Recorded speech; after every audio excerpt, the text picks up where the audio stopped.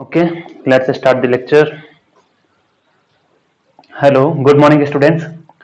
आज हम स्टार्ट करने जा रहे हैं power transmitted along the string wave, power transmitted along the string by a sine wave. तो चलिए शुरुआत की जाए और स्वागत है आप सभी का आज के इस लेक्चर में। स्टार्ट करने से पहले पुराने कुछ पॉइंट जो हैं वो रिकॉल कर दीजिए आप खुद ही, मैं नहीं करवा रहा, ठीक है। फिर भी जो काम की चीज है वो रिकॉल करवा दे रहा हूँ। क्या था कि पिछले एक लेक्चर में हमने ये पढ़ लिया था कि v इक्वल टू होता है square root of f by mu, ठीक है। यू कहो या फिर म्यू कहो, कुछ भी। v क्या ये था, v speed of wave, f था टेंशन फोर्स, म्यू था मास पर यूनिट लेंथ। ये क्या था, स्पीड ऑफ वेव, है ना। ये टेंशन फोर्स था और ये मास पर यूनिट लेंथ था, सही है। अब इसके बाद हमें क्या करना है कि अब पावर का कुछ रोल है इसमें, तो पावर का रोल क्या है क्या नहीं है उसे हम चेक करते हैं कि पावर कैसे आएगी वेव के अंदर, है ना। पहले उसे समझते हैं इस चीज को, इस चीज का मीनिंग क्या है। इस चीज का मीनिंग ये है स्टूडेंट, लेट सपोज एक स्ट्रिंग था, ठीक है, और यहां पर मैं अपने हाथों को लेकर आता हूं और उसे डिस्टरबेंस क्रिएट करता हूं। तो लेट से मैंने यहाँ डिस्टरबेंस क्रिएट किया, कर दिया। डिस्टरबेंस क्रिएट करने के बाद मैंने कहा कि जो डिस्टरबेंस क्रिएट हुआ वो भी वेलोसिटी से आगे बढ़ रहा। अगर इसके पास वेलोसिटी आई है दैट मीन्स उसके पास एनर्जी है। एनर्जी है दैट मीन्स वो एनर्जी कहां से आई होगी, पहले तो ये रेस्ट में था स्ट्रिंग, है ना। लेकिन हुआ क्या, जैसे हमने डिस्टरबेंस दिया that means I have done some work, ठीक है ना। वर्क डन हुआ किसके द्वारा, मेरे द्वारा। मैंने कुछ वर्क डन किया और जो वर्क डन किया है वही यहाँ पर एनर्जी की फॉर्म में स्टोर होकर के यानी कि स्ट्रिंग में एनर्जी ट्रांसमिट करता है। मैंने कुछ वर्क डन किया, वही वर्क डन एनर्जी का फॉर्म लेकर के आगे ट्रांसमिट होता है, सही है। यानी कि मेरे वर्क डन करने से स्ट्रिंग के अंदर जो वेव है वो एनर्जी लेके आगे पीछे जा रही है, आगे जा रही है, पीछे जहां भी जाएगी, ठीक है। अब अगर एनर्जी है तो क्या पावर की बात की जा सकती है, की जा सकती है, क्योंकि energy per unit time is what, power. यानी कि वेव के पास अगर एनर्जी है तो पावर भी तो होगी। तो हमें वही फाइंड करना है कि ये जो वेव हम जनरेट करेंगे साइन वेव, ठीक है, हम साइन वेव के लिए बात करेंगे कि ऐसा हमने एक वेव जनरेट किया, ठीक है, using mechanical hand, mechanical assistant you can say, ठीक है। तो उसमें जो पावर आया है, power along the string by sine wave कितना है वो हम फाइंड करते हैं। चलिए, तो पॉइंट पता चल गया क्या करने वाले हैं आज। आज हम करने वाले हैं पावर का डेरिवेशन। आसान है, बहुत ही आसान है। ये अजम्पशन लेके छोटे से हेडिंग लगा लीजिए। देखिए, power transmitted along the string by sine wave. अब इसमें हमने पहला अजम्पशन माना है कि मान लो एक वेव है अपने पास, मान लिया कि एक वेव है जो ट्रेवल कर रही है एक्स डायरेक्शन में, तो ऐसा कुछ होगा, है ना, ऐसा कुछ फंक्शन होगा if A wave is travelling in positive x direction with A speed v, ठीक है। तो एक्स डायरेक्शन में, पॉजिटिव एक्स डायरेक्शन में with A speed v, wave का स्पीड कितना है, v है। लेकिन इसने कहा है कि जो वेव है वो कैसी है, साइनसोइडल वेव है। तो अगर साइनसोइडल है तो for a sinusoidal wave, for a sine wave we can say y equal to function किसका होगा, साइन का होगा, है ना, sine of omega t minus x by v. तो ये अपना अजम्पशन हो गया कि हमने ये वेव मानी है, ठीक है। यानी कि स्ट्रिंग के अलोंग ये वेव जनरेट हुआ है ऐसा साइन वेव, बढ़िया। तो साइन वेव अगर जनरेट हुआ तो उसमें हम बात करेंगे कि पावर कैसे कहां क्या है, और अजम्पशन मैंने लिखवा दिया। चलो चलो चलो, बढ़िया। अब साइन वेव होगी तो कुछ ऐसा ही होगा, साइन वेव तो, है ना, साइन वेव है तो कुछ ऐसा होगा। लेकिन हम क्या करेंगे, किसी एक छोटे से पोर्शन के लिए बात करते हैं, या फिर मान लो इस मैंने इस पोर्शन को उठाया, let us consider this portion of A sine wave, ठीक है, ये हमने कंसीडर किया। तो अब ऐसा कहा जा सकता है कि ऐसा कोई वेव रहा होगा, ठीक है, इतना हमने कंसीडर कर लिया, अपने काम के लिए इतना ही है, ठीक है ना, अपने काम के लिए इतना ही है। तो पहली बात कि पहले चलिए थोड़ा एक और स्टार्टिंग में चलते हैं, है ना, अभी ऐसे समझ में नहीं आएगा मैं डायरेक्ट कुछ बताऊंगा। तो पहले अपने पास एक स्ट्रिंग थी, वो इनिशियली नेचुरल केस में थी, नेचुरल लेंथ था उसका, फिर हमने अपने हाथों से उसे क्या किया, स्नैपिंग किया, यानी कि थोड़ा सा डिस्टर्बेंस क्रिएट किया, तो ये हुआ। ठीक है, ये साइन वेव का कोई छोटा सा पोर्शन दिखाया हमने। अब हम इसी की बात करेंगे। पहले जो स्ट्रिंग के पार्टिकल थे वो यहां पर थे। ठीक है, अब यही पार्टिकल कहां चले गए, ऊपर चले गए, मतलब ऑसिलेशन कर रहे हैं, they are doing what, oscillation. तो हम इसी पोर्शन को लेकर के आगे की चर्चा करेंगे, लेकिन उससे पहले ये स्टूडेंट कि यहाँ पर हुआ क्या था इस केस में। इसी केस में क्या, जब भी हम बात करेंगे स्ट्रिंग वेव की तो ये चर्चा होगी। क्या है चर्चा, देखी जाए। उसके लिए एक एग्जांपल लिया है कि पहला स्ट्रिंग ऐसे थी, सही है, पहले स्ट्रिंग ऐसे थी, स्ट्रेट थी। अब क्या हुआ कि स्ट्रिंग में एक ऐसा डिस्टर्बेंस आया, सही है, स्ट्रिंग में एक ऐसा डिस्टर्बेंस आया। अगर स्ट्रिंग में डिस्टर्बेंस आया, दैट मीन्स हमने ऐसा कुछ शेप चेंज किया, उसका ओरिजिनल शेप चेंज किया, that means what we have done stretching. वो ऐसा था, मैंने ऐसा कर दिया, स्ट्रेचिंग कर दिया उसका, है ना, स्ट्रेचिंग कर दिया, कुछ भी कर दिया, यानी कि उसका ओरिजिनल शेप मैंने चेंज कर दिया, यानी कि we have applied some deformation force, यानी कि कुछ ना कुछ फोर्स वहां पर रहा होगा। तो फोर्स जो रहा है उसकी हम बात करते हैं कि कौन सा फोर्स रहा होगा। ठीक है, तो ये एक मैंने छोटा सा पोर्शन दिखाया इसका, साइन वेव। साइन वेव के लिए हम बात करते हैं कि पहले ये ऐसा दिख रहा था, स्ट्रेट एकदम। अब क्या हो गया, अब ये ऐसा दिखने लगा। ठीक है, और ये चल कितनी स्पीड से रहा है, v स्पीड से चल रहा है। v स्पीड से चल रहा है, तो देखो पहले वाले केस में और इस वाले केस में दोनों के बीच में क्या हो गया है, कुछ चेंज है। तो चेंज अगर है तो क्या है, देखते हैं। Case to be continue. यहां पर हम बात करते हैं इस एलिमेंट की, ये वाला पोर्शन। तो ये वाला पोर्शन इसके रेस्पेक्ट में देखो, ये थोड़ा सा क्या हो गया है, स्ट्रेच हुआ है यहां पर। तो स्ट्रिंग में स्ट्रेचिंग आया है तो किसी फोर्स के कारण आया होगा। वो फोर्स कौन सा होगा स्ट्रिंग में, यहां पर टेंशन फोर्स होगा। और टेंशन फोर्स का सिंबल मैंने यूज कर लिया यहां पर टी। तो इस एक छोटे से पोर्शन को यहां दिखाते हैं। ये लीजिए, छोटा सा एक पोर्शन दिखाया। इस छोटे से पोर्शन का लेंथ कितना है, डेल्टा एल। छोटे से पोर्शन का लेंथ है डेल्टा एल। इस डेल्टा एल पोर्शन पर टेंशन फोर्स इधर भी लग रहा है और टेंशन फोर्स इधर भी लग रहा है। और जो फोर्स लगेगा वो कैसा लगेगा, टेंजेंशियल लगेगा, टेंजेंट कह लो, क्योंकि स्ट्रिंग ऐसे खींच रहा है, स्ट्रिंग का वो पोर्शन ऐसे खींच रहा है। ठीक, अब इसमें आगे कि ये अगर टेंशन फोर्स लग रहा था तो ये कुछ ना कुछ एंगल बनाएगा यहां पर आगे चलकर। इसी लाइन को मैंने एक्सटेंड किया तो मान लीजिए एंगल कितना है, थीटा। तो थीटा मैंने मान लिया है, ये अजम्पशन में लिख लेना, थीटा क्या है, अजम्पशन है। अब आपका टारगेट है पावर फाइंड करना, और फोर्स आपको पता चल गया कौन सा लग रहा है, टेंशन फोर्स लग रहा है। तो पावर का एक फॉर्मूला होता है P equal to force F vector dot velocity vector v। ठीक है, इसी के बेसिस पर हम इसका डेरिवेशन करेंगे। तो फोर्स की हमने बात कर ली कि हाँ टेंशन फोर्स लग रहा है। अब वेलोसिटी की बात करते हैं कि वेलोसिटी किसकी हम कंसिडर कर रहे हैं यहाँ पर। तो वेलोसिटी भी देखा जाए, एक रिलेशन हमने पढ़ रखा है, कौन सा, velocity of particle is equal to negative of wave speed multiplied by slope. तो यही फॉर्मूला हम यूज करेंगे यहां पर भी। जैसे ये साइन वेव था, यहां पर एक पार्टिकल, ये पार्टिकल, ये पार्टिकल, इन सभी पार्टिकल का क्या है, पार्टिकल वेलोसिटी है। पार्टिकल वेलोसिटी है तो उसके लिए हम चेक करेंगे कि पार्टिकल वेलोसिटी नीचे की तरफ है या ऊपर की तरफ। तो वो चेक करने के लिए देखो, वेव जा रही है कहां पर, पॉजिटिव एक्स डायरेक्शन में। तो वी पे is equal to minus v into slope हो गया, मतलब क्या, del Y over del x. Minus तो ऑलरेडी बाहर है।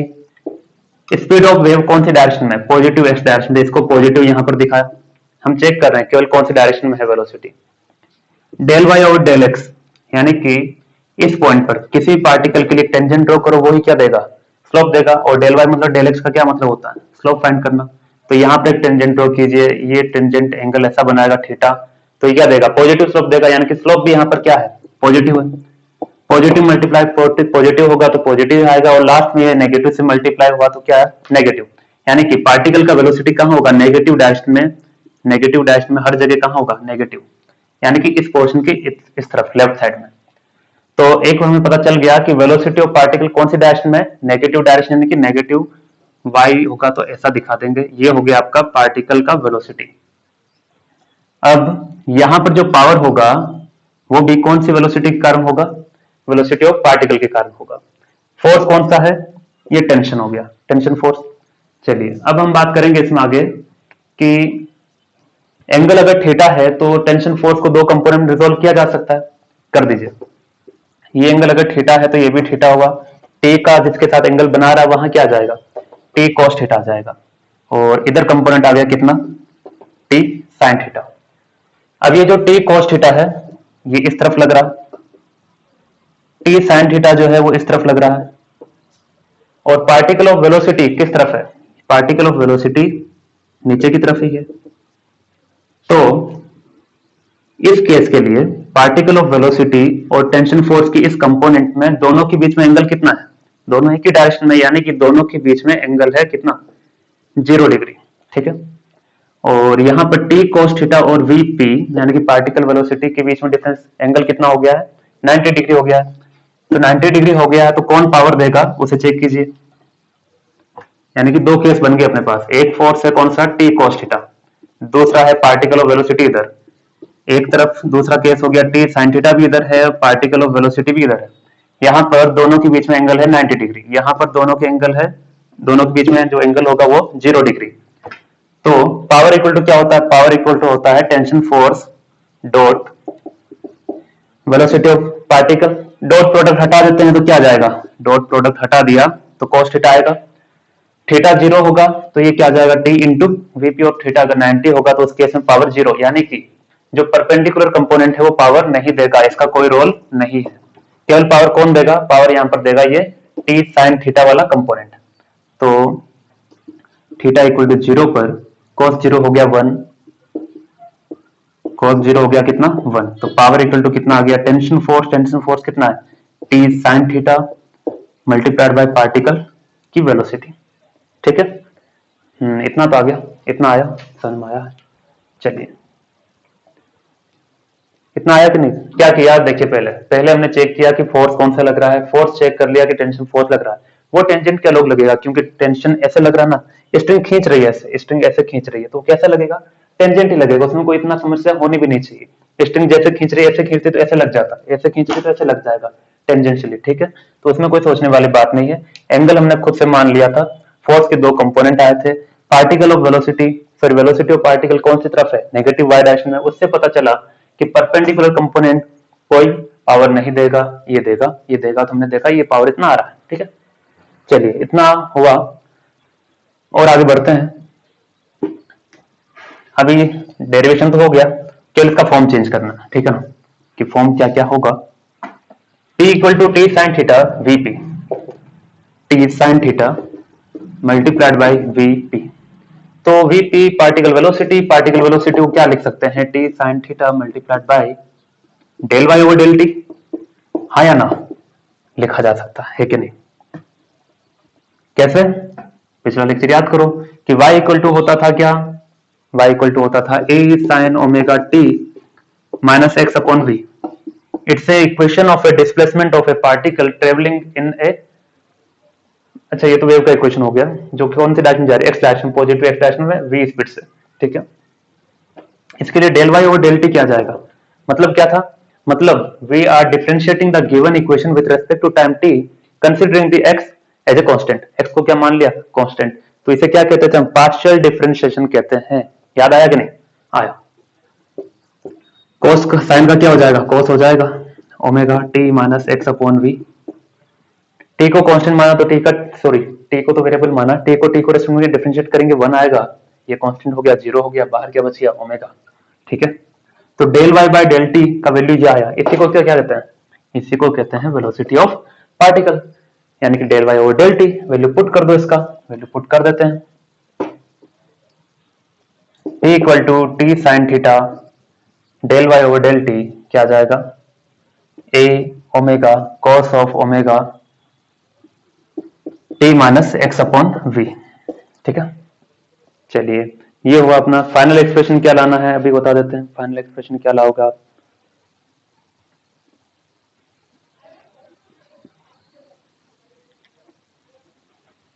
चलिए यहां तक ठीक हुआ, ये हमने रख दिया। डस्टर कहां गया? अब बात आती है कि साइन थीटा का क्या करें। साइन थीटा क्या करें, और एक चीज और कि दोनों ही कौन सी डैश में थे, वी पार्टिकल भी इधर था और टी साइन थीटा भी इधर था, दोनों नेगेटिव डैश में, तो क्या आ जाएगा, नेगेटिव आ जाएगा, सही है ना। यानी कि negative component of force, negative component of force ऐसा आ जाएगा, नेगेटिव कंपोनेंट ऑफ फोर्स वो क्या था, टी साइन थीटा था, ये माइनस माइनस 12, क्योंकि नेगेटिव डायरेक्शन था, बस इतना समझो, ठीक है। चलिए चलिए चलिए चलिए, बढ़िया। तो यहां पर अब क्या कर रहे हैं कि साइन थीटा का हमें कुछ पता नहीं है, तो साइन थीटा का पता नहीं, तो एक काम करते हैं कि ये साइन वेव थी, यहाँ एक टेंशन फोर्स लग रहा था, इधर भी लग रहा था टेंशन फोर्स, ये एंगल कितना था, थीटा था, सही है। अब ये एंगल वास्तव में तो क्या होगा, बहुत स्मॉल होगा। क्यों होगा स्मॉल, क्योंकि हम कहते हैं कि डिस्टरबेंस हमने जो किया है जनरेट, वो बहुत ही स्मॉल होता है, सही ना। इस चैप्टर अपना जो सिलेबस, इसके अकॉर्डिंग डिस्टरबेंस बहुत स्मॉल कंसिडर करते हैं। अगर ये बहुत स्मॉल है तो टेंशन फोर्स जो एंगल बनाएगा वो एंगल भी क्या होगा, बहुत छोटा होगा। अगर साइन थीटा बहुत स्मॉल है, मतलब थीटा बहुत स्मॉल है ना, as theta is very small, तो साइन थीटा क्या हो जाएगा, sine theta can be written as theta, है ना। तो सही है, सही है। अरे अरे अरे, एक चीज और भी तो याद आ गई कि थीटा अगर बहुत स्मॉल हो तो टेन थीटा भी क्या होता है, थीटा ही होता है। यानी कि साइन थीटा को मैं टेन थीटा भी लिख सकता हूं, और टेन थीटा को दोनों को हटाकर वापस क्या लिख सकते हैं, थीटा भी लिख सकते हैं। यानी कि sine theta is equal to tan theta is equal to theta for theta if theta is very small, if theta is very small, ऐसा लिखा जा सकता है अप्रोक्सीमेटली। ऐसा क्या लिख सकते हैं, अप्रोक्सीमेटली लिख सकते हैं। तो मैं यहां साइन थीटा को हटा करके क्या लिख रहा हूं, टेन थीटा, ठीक है, टी, और ये टेन थीटा। हो सकता है थोड़ा सा आपको ये डिफिकल्ट लगेगा, लेकिन एक बार प्रैक्टिस किया तो हो जाएगा, है ना। टेन थीटा लिख दिया क्योंकि थीटा बहुत स्मॉल है, A omega cos of omega T minus x by V, है ना। टेन थीटा मतलब ये स्लोप को दिखाता है ना, स्लोप दिखाता है कि नहीं दिखाता है, स्लोप मतलब del Y over del X. अब तो कहानी खत्म हो गई, A omega cos of omega T minus x upon V. चलिए, तो अब del Y over del x का वैल्यू पुट करना है, del Y over del x का कर दें, कर देते हैं। तो y इक्वल टू क्या था, a sine omega T minus x upon we, ठीक है। तो del Y over del x क्या आ जाएगा कि ये तो एक तो कांस्टेंट है, साइन का डिफरेंशिएट करेंगे cos आएगा t minus x upon v. X के रेस्पेक्ट में कर रहा हूं तो x क्या होगा, वेरिएबल, टाइम t क्या होगा, कांस्टेंट, अकेले कांस्टेंट का जीरो। x बाई वी से x का x के रेस्पेक्ट में हो गया, x 1 हो गया, माइनस 1 अपॉन वी बाहर आया, साथ में ओमेगा, यानी कि माइनस के ओमेगा बाई वी बाहर आएगा। ये चीजें आपको आनी चाहिए, ठीक है। तो del Y by del x लिख देना है यहां पर, तो ये आ जाएगा student minus a omega upon v cos of omega T minus x by v, and ये क्या आ जाएगा, मल्टीप्लाई में मल्टीप्लाई वाला आ जाएगा, और क्या, ये है ना, A omega cos of omega T minus x by V, correct, correct. तो माइनस माइनस हो गया plus, T A into A square, omega into omega omega square upon V, ये क्या आ जाएगा, कोस ओमेगा, ओमेगा को अंदर मल्टीप्लाई कर दें तो ये आ जाएगा कि omega T minus omega x by v, इसको क्या कहते हैं, के कहते हैं, यानी कि ओमेगा टी माइनस के एक्स बन जाएगा, क्या बन जाएगा, के बन जाएगा, मतलब फॉर्म चेंज था बस, और कुछ नहीं।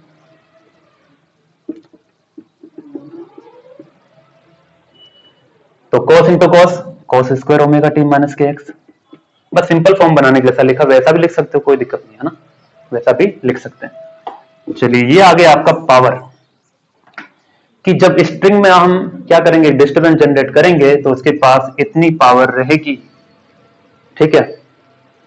जहां टी क्या है, टेंशन, टी क्या है, टेंशन है। चलो चलो चलो चलो, इसको अगर हटा दें तो बात बन जाए और भी। देखो, जैसे cos थीटा का वैल्यू -1 से +1 के बीच में होता है, सही, ग्राफ देख लो, नहीं पता तो सेम, सॉरी तो साइन का हो गया। कॉस का ग्राफ कैसा, कॉस का ग्राफ ऐसा, ये +1, ये 0 और ये -1। तो -1 से +1 के बीच में इसका वैल्यू होता है। अगर मैं पूछूं कॉस स्क्वायर थीटा का वैल्यू कितना होगा, कॉस स्क्वायर स्क्वायर कर दिया ना, तो -1 का स्क्वायर 1 हो गया, है ना। 2, 1 का स्क्वायर फिर से 1 हो गया, यानी कि पॉजिटिव, यानी कि पॉजिटिव मतलब क्या हो गया, 0 to 1। सही ना, -1 का स्क्वायर करेगा 1 ही आएगा, 0 का स्क्वायर 0 ही आएगा, है ना। यानी कि cos स्क्वायर थीटा का वैल्यू क्या होगा, 0 से 1 के बीच में होगा। सही है। तो इसका बताओ cos स्क्वायर थीटा का एवरेज वैल्यू कितना आएगा। कम से कम वैल्यू हो सकता है 0, मैक्सिमम हो सकता है 1। दो नंबर है तो 2 बार ऑब्जर्वेशन हो गया, 1/2। सही है, यानी कि इसका एवरेज वैल्यू कितना हो गया, 1/2 इसका। तो मैं क्या करता हूं, ये तो थी इंस्टेंटेनियस पावर, ये कौन सी पावर है, इंस्टेंटेनियस पावर। अब मैं बात करूंगा एवरेज पावर की, ठीक है। तो एवरेज पावर के लिए हम सिंबल क्या यूज करते हैं, सिंबल आइए बता देते हैं। ये लिख लेना, वही cos थीटा वाला जो बताया था अभी। तो एवरेज पावर, ये एवरेज का सिंबल, ठीक है। T a square omega square v, ये तो कांस्टेंट है, इसका कोई रोल ही नहीं है। इसका भी क्या लेंगे, cos square omega T minus के एक्स, ठीक है। तो cos स्क्वायर थीटा, तो ये पूरा क्या है, थीटा की जगह, यानी कि इसका वैल्यू क्या होगा, 0 से 1 के बीच में होगा, 0 से 1 के बीच में एवरेज क्या आ जाएगा, 1/2, 0 + 1/2, यानी कि इसका वैल्यू हो गया 1/2। सही है। तो average power T a square omega square v by 2, ये एवरेज पावर, यानी कि एक कंप्लीट साइकिल में उसका इतना पावर होगा ही होगा, इतना होगा ही होगा, उससे कोई उपाय ही नहीं है ना, इतना तो रहेगा ही। चलिए और आगे बढ़े, और आगे बढ़ने पर हम देखेंगे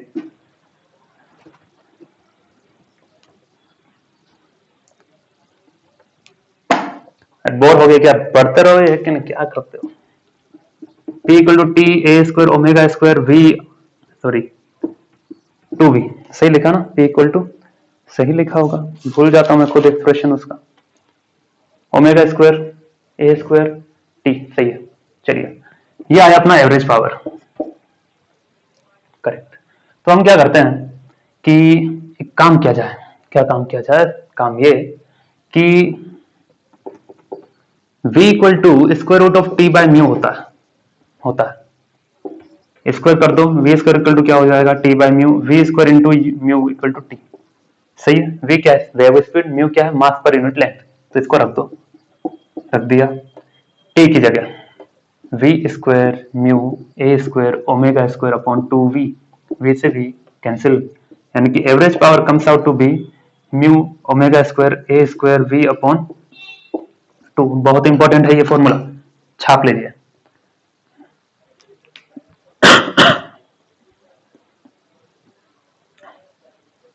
हो गया लिख करके, चलिए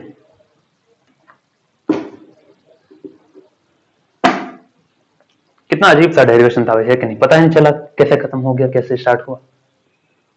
ओके ओके ओके ओके, चलिए एक और इसमें पॉइंट रखा जा सकता है क्या, कि एवरेज पावर अगर ये है तो इंटेंसिटी की हम बात करेंगे लेकिन थोड़ी देर बाद। तो अभी एक सवाल कर लें, सवाल से पहले ये देखो कि पावर जो है is directly proportional to omega square और it is directly proportional to amplitude का स्क्वायर। ये काफी इंपॉर्टेंट है, ये काफी इंपॉर्टेंट है इंटरफेरेंस में, देखेंगे हम।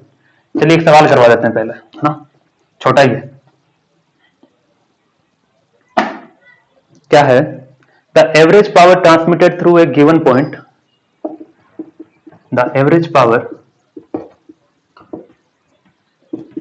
जल्दी से टूट पड़ी सवाल पर, है कि नहीं, सवाल मिलते कहां हैं आजकल। The average power transmitted through a given point on a string, through a given point on a string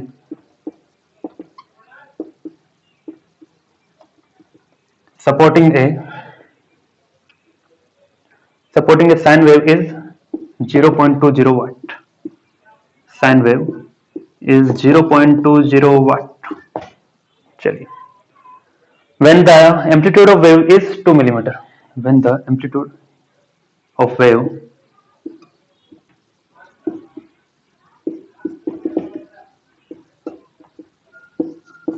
is 2 millimeter, है ना, 2 millimeter, what power will be transmitted through this point what power will be transmitted through this point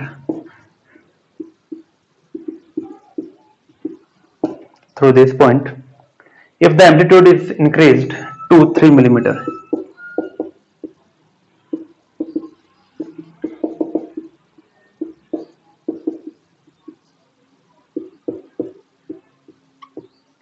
okay, बस इतना ही है। चलिए, इसने कहा है कि average power transmitted through a point on a string, किसी एक स्ट्रिंग की बात हो रही है, उसमें एक साइन वेव आपने जनरेट किया, उसका पावर था उस समय P1 लेट से 0.20 वाट, उस समय उसका एम्पलीट्यूड इसी वेव का A1 कितना था 2 मिलीमीटर।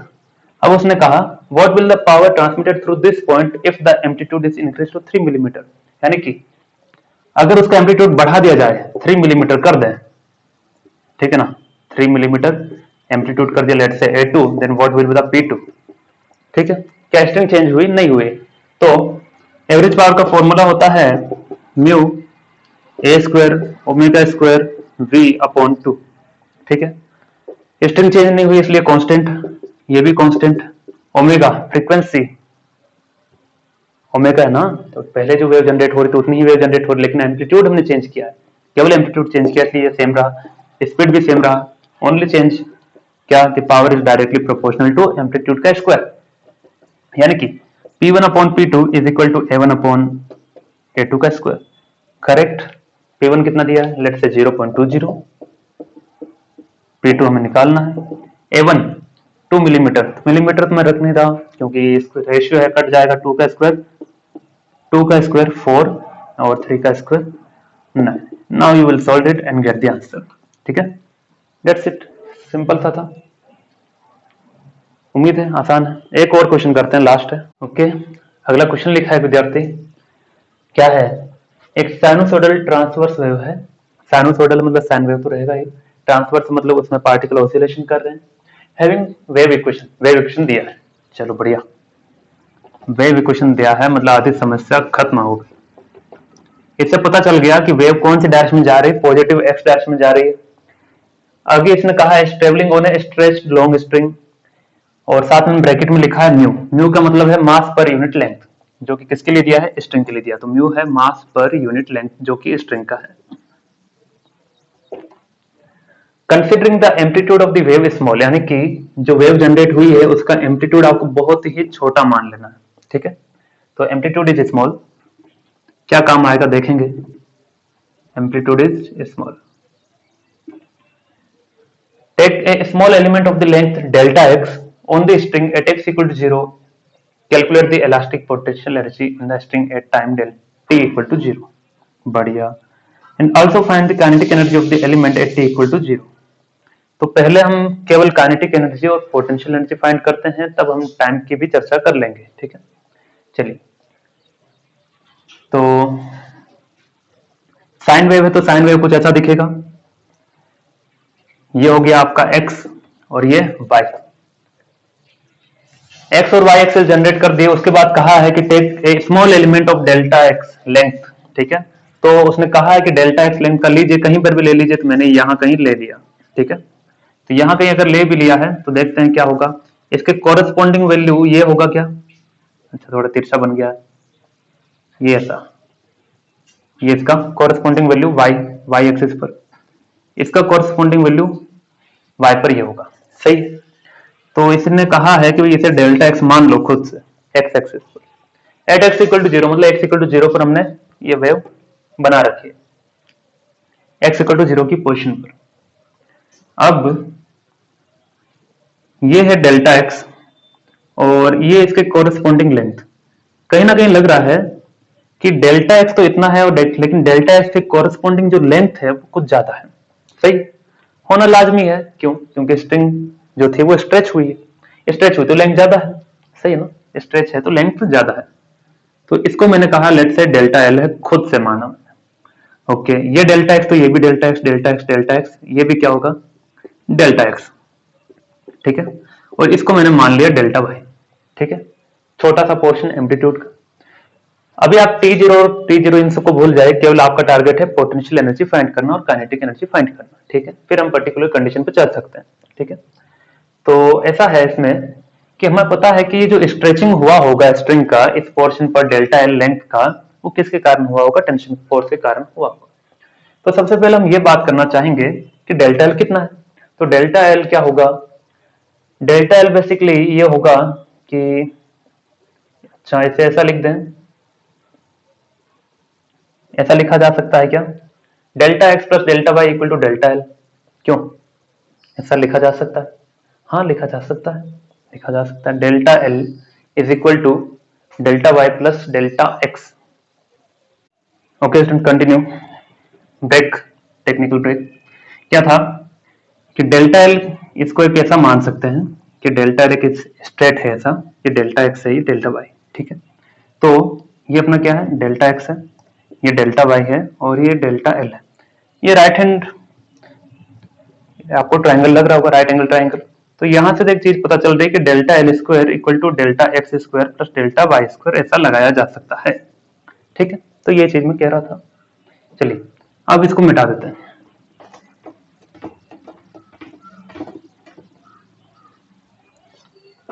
अब क्या है? अब ये स्टूडेंट कि मुझे ये पता करना है कि कितना स्ट्रेचिंग हुआ है, कितना स्ट्रेचिंग हुआ है, क्योंकि in elasticity we have studied a topic called stretching energy, यानी कि एनर्जी ड्यू टू स्ट्रेनिंग, यानी कि स्ट्रेचिंग के कारण energy due to stretching of a wire, ऐसा हमने पढ़ा, ठीक है ना। वहां पे चलना, उसमें समझेंगे, उसे देखना एक बार, पता चल जाएगा। ओके, तो यहां पर क्या करना है स्टूडेंट, हमें पहले ये पता करना है कितना एक्सटेंशन हुआ है। सो टोटल एक्सटेंशन, देखिए पहले अगर स्ट्रिंग ऐसे थी तो जितना डेल्टा एक्स है उतना स्ट्रिंग भी है, लेकिन अब क्या हो गया? एक्सटेंड हो गया, यानी कि डेल्टा एक्स नहीं रहा, अब वो बढ़ गया, यानी कि बढ़ गया तो कितना बड़ा वो चेक करेंगे। इसमें से इसको घटा दें तो पता चल जाएगा कितना बड़ा, क्योंकि ये टोटल इंक्रीज है और पहले इतना था, ये टोटल इंक्रीज है, पहले इतना था, तो final minus initial that will be total extension, let's say denoted by delta l, ठीक है। तो delta l can be written as delta l minus delta x, ठीक है। तो टोटल लेंथ जो इंक्रीज हुआ है। चलो डेल्टा एल का वैल्यू क्या लिखा जा सकता है यहां से? Delta x square plus delta Y square, correct, correct. तो it can be written as delta x square plus delta Y square, ये square root minus delta x. Okay, देखिए फिर से देखिए, इसमें वीडियो कुछ मिस्टेक हो गया था। मिस्टेक ये कि आवाज रिकॉर्ड नहीं हुआ था, तो फिर से देखिए। इसमें ये था कि ये ऐसा था स्ट्रिंग, ये मैंने कहा था ये डेल्टा एक्स है, ठीक है ना। डेल्टा एक्स के कोरिस्पॉन्डिंग ये डेल्टा एल है। तो डेल्टा एल हमने क्या कहा था? डेल्टा एल हमने कह दिया था कि ये डेल्टा एक्स और ये डेल्टा वाई, यानी कि delta l equal to delta x square plus delta Y square, correct. फिर हमने निकाला कि कितना एक्सटेंशन हुआ, that is the delta l equal to delta l minus delta x, ठीक है। डेल्टा एल का वैल्यू हम जानते हैं क्या आ जाएगा कि root del X square plus del Y square minus का delta X, correct. Delta X को बाहर लिए क्या बन जाएगा? 1 plus del Y over del x का होल स्क्वायर, करेक्ट, माइनस के delta x. Okay, binomial expansion लगाएंगे, तो बायनोमियल एक्सपेंशन लगाएंगे तो क्या हो जाएगा? उससे पहले और देखिए, ये डेल्टा एल इक्वल टू ऐसा लिख सकते हैं, इससे ये आ जाएगा 1 plus delta y over del x का होल स्क्वायर की होल पावर 1/2 माइनस का delta x. If I apply binomial expansion, then what will happen कि 1 plus x की whole power n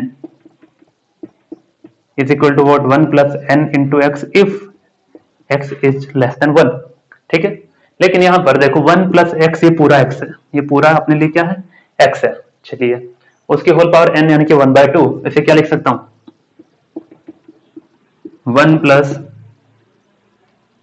1/2 del Y over del x का whole square minus का delta x, minus का delta x. लेकिन लेकिन लेकिन एक चिंता की बात यह है कि हमने कहा था कि ये लेस देन 1 होना चाहिए, यानी कि delta y over delta x must be less than 1, यानी कि डेल्टा वाई बहुत ही छोटा है अगर, तो बहुत छोटी क्वांटिटी यानी कि टेंड्स टू 0, तो उसे क्या लिख सकते हैं? Del Y over del x, इसे क्या लिख देंगे, del Y over del x लिख देंगे। ठीक है, तो del Y over del x लिख दो, तो लिख दिया।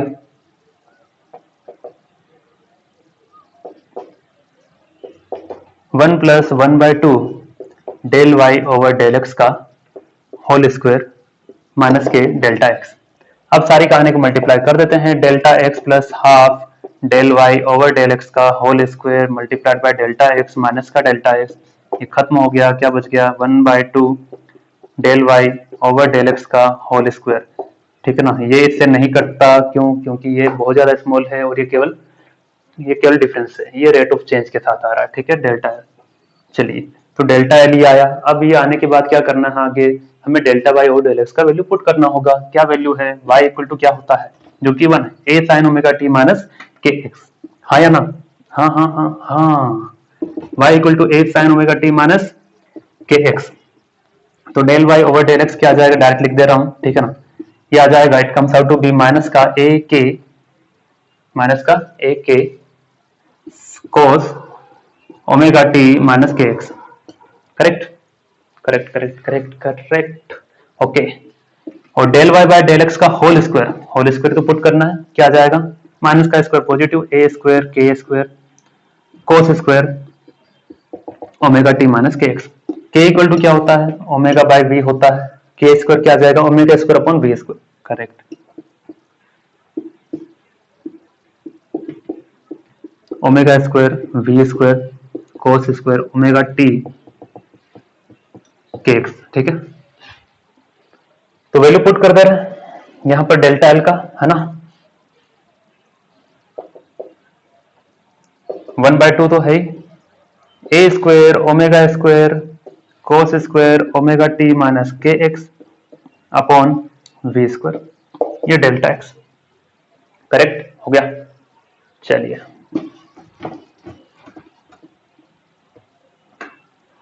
अब हमें एनर्जी निकालना है। एनर्जी क्या है, वर्क डन होता है। वर्क डन का मतलब क्या है, वर्क डन का मतलब हो गया, work done in stretching a string, okay, is equal to what, force multiplied by extension.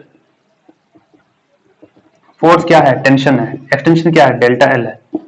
ठीक है, टेंशन टेंशन टेंशन टेंशन है, और डेल्टा एल का वैल्यू हमें पता है, A square omega square cos square omega T minus का K X upon we square, two V square, है ना। और टेंशन तो टेंशन है ही, वर्क डन को कह दिया एनर्जी स्टोर्ड डेल्टा यू। ठीक है, चलिए, अब एक चीज और की जा सकती है, v इक्वल टू क्या होता है, square root of T by mu, तो t comes out to be v square into mu. ये यहां पुट कर दो। कितना सर हो रहा है इधर उधर, है, ये तो असामान्य हो गया है।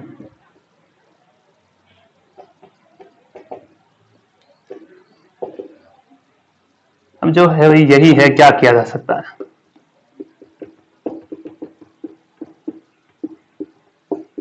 वी स्क्वायर से वी स्क्वायर कट गया, क्या आ जाएगा, finally we will get the answer, delta u equal to mu square mu A square omega square cos square upon 2।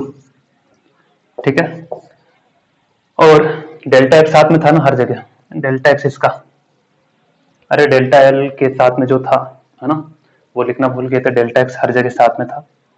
ये वाला डेल्टा एल का जो टर्म था ना, 1/2 delta Y by delta X का whole square into delta x, ये delta X हर जगह, वो मिक्स कर दिया हम, है ना, डेल्टा एक्स हर जगह, तो यहां पर भी है।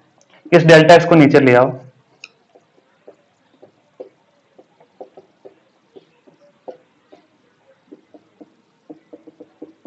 ठीक है, ये क्या आ गया, एनर्जी पर यूनिट लेंथ, सही ना, एनर्जी पर यूनिट लेंथ। चलिए बढ़िया, ये तो इसको delta u by del x को अगर मैं d u by d x लिख दूं, कोई दिक्कत नहीं, कोई दिक्कत नहीं है, d u by d x, it's okay okay okay okay okay. ये तो क्या है, इंस्टेंटेनियस एनर्जी, या फिर केवल पोटेंशियल एनर्जी निकालना था तो आप ऐसा ही रखो, डेल्टा यू मल्टीप्लाइड बाय ये डेल्टा एक्स इधर रखो, कोई दिक्कत नहीं। चलिए, ये होगी इंस्टेंटेनियस पोटेंशियल एनर्जी, क्योंकि अब ये टी और एक्स में है। अगर मैं इसका एवरेज ले लूं, क्या जाएगा, इसका एवरेज 1/2 अभी निकाला था, कितना आता है, 1/2 म्यू ओमेगा स्क्वायर ए स्क्वायर इसका 2 आएगा 1/2, ऑलरेडी 2 अपॉन में है तो 4, ये डेल्टा एक्स। तो ये आ गई एनर्जी, एवरेज एनर्जी। ठीक है, चलिए अब हम बात करते हैं काइनेटिक एनर्जी की। ठीक है ना, काइनेटिक एनर्जी की बात करते हैं।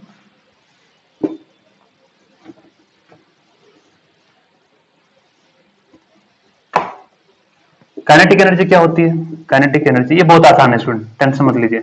Half m delta, half m v particle का स्क्वायर, क्योंकि काइनेटिक एनर्जी किसके पास होगी? पार्टिकल के पास होगी, तो वेलोसिटी किसका लेंगे? वेलोसिटी ऑफ पार्टिकल का लेंगे। ओके, वी पी यानी कि delta y over delta t का होल स्क्वायर है, ये तो सही है। ओके, वाई इक्वल टू क्या होता है? A sine omega T minus के एक्स होता है। Now tell me what will the v p यानी कि del Y over del T क्या होगा? ये हो जाएगा सर ए तो a cos omega T minus के एक्स। टी के रेस्पेक्ट में कर रहा हूं तो ये कहानी जीरो हो गई, ये क्या बचा? ओमेगा। सही है, उसका स्क्वायर करना है तो स्क्वायर कर दो, ये square omega square cos square omega T minus के एक्स पुट कर दें, पुट कर देते हैं।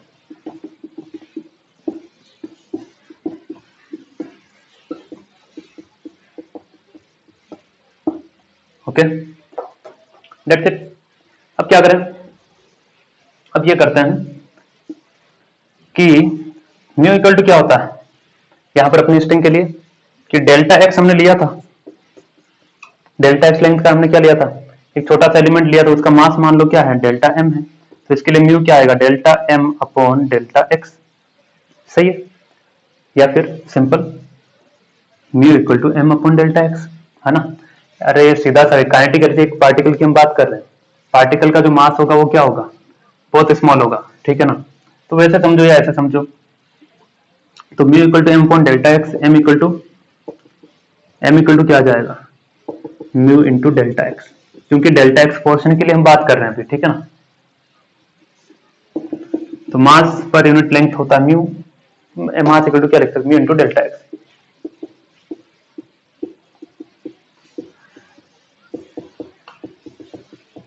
अभी देखना बहुत ही बड़ा झटका लगने वाला है आपको थोड़ी देर में।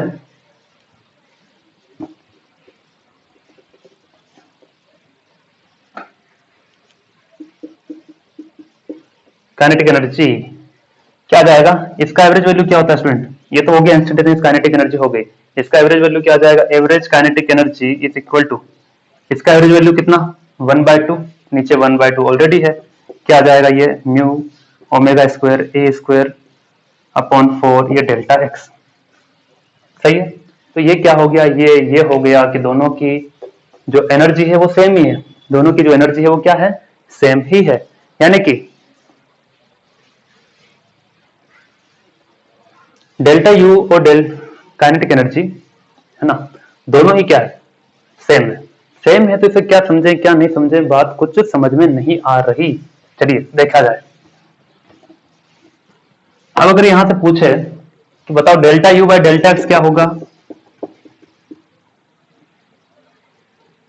है ना, तो या फिर सीधा पूछ टोटल एनर्जी क्या होगा? Kinetic energy plus potential energy, potential energy कितना है? म्यू ओमेगा स्क्वायर ए स्क्वायर अपॉन 4 डेल्टा एक्स, ये आ जाएगा म्यू ए square omega square delta X upon 4, यानी कि 1/4 ऐड किया तो आधा आ जाएगा, है ना। यानी कि टोटल एनर्जी अगर किसी के पास 200 है तो 100 उसमें से पोटेंशियल होगी और 100 क्या होगी? काइनेटिक होगी। यही तो कहना चाहता है ये, 100 क्या होगी? काइनेटिक एनर्जी होगी। आधा आधा डिस्ट्रीब्यूट हो जा रहा है, सही है, ये भी सही है।